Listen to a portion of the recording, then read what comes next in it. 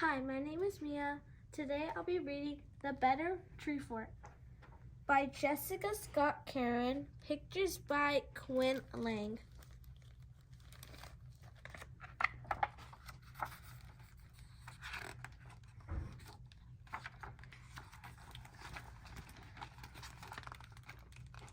Russell's new house was better than his last one because of the giant maple tree in the backyard.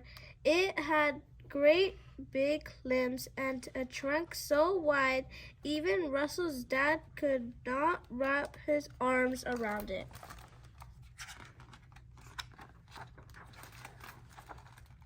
Russell said to his dad, "Let's build a tree fort."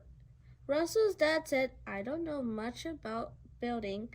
He looked up, or the tree forts, he added.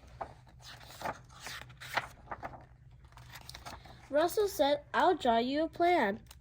"What's this?" Russell's dad asked. "A balcony to watch from." "And this?" "A slide for a quick escape." "And this?" "A skylight to see the stars." "And this?"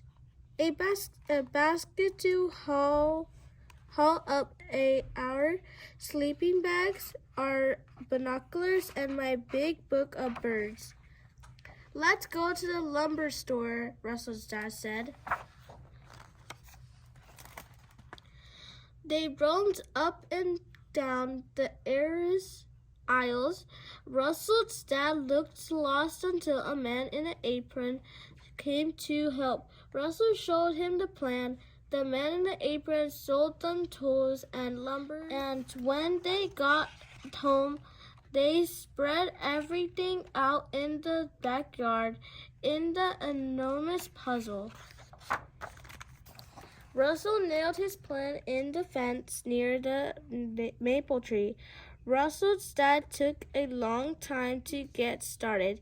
He measured things over and over again, and there were 4 more trips to the lumber store.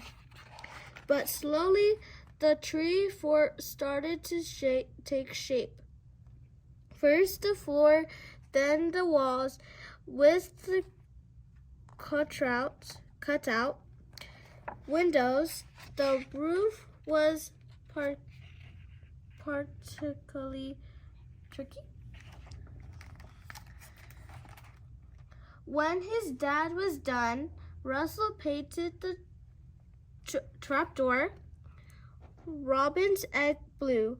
"It's perfect," Russell said, breathing in the sweet smell of the fresh cut wood. "But there's no skylight or balcony," Russell's dad admitted. "Or escape slide," he added. "It's perfect," Russell repeated. They ate peanut butter and jam sandwiches for dinner in the tree fort and slept up top in their sleeping bags. As the night sky filled with glittery stars, they even thought they might have heard an owl. The next morning, as Russell was spotting birds from his tree fort, he heard a hammer and a table saw. A construction crew in the hard hats was building something in the backyard. Tree houses. 3 tree houses over. Russell watched all day from his tree fort. "What were they building?" he gasped. They were building a tree fort, only this tree fort was bigger and straighter. It had a quick slide for quick escapes and turrets like a castle. It even had real working lights. The construction crew tested them on and off, on and off, on and off. When the tree fort was done, a boy the same size as Russell came into the backyard. He nodded at the fur man and then climbed into the tree fort. The construction crew packed their tools into a van and drove off. Russell scrambled down his rope ladder and over to the rope ladder and over to the backyard tree house, three houses away. He stood at the bottom of the better tree fort. It was so large it blocked the sun. "Hello," Russell called. The boys Russell's size stepped onto the balcony and peered down onto him. Russell said, "I'm Russell." He pointed over his shoulder. "That's my tree fort." "I'm Warren," the boy said. "Come on up."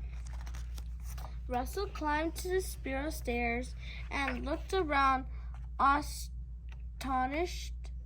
There was a radio plugged into a socket. There was a rug on the floor and shelves filled with dishes, and they were bunk beds and pillows. There were even a skylight.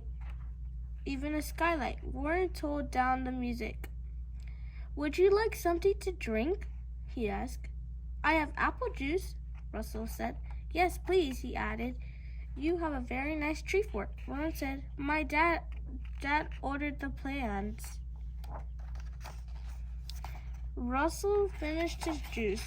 He had been taught to rinse his dishes when he was done, and because the tree fort had everything, Russell asked, "Where's your kitchen sink?"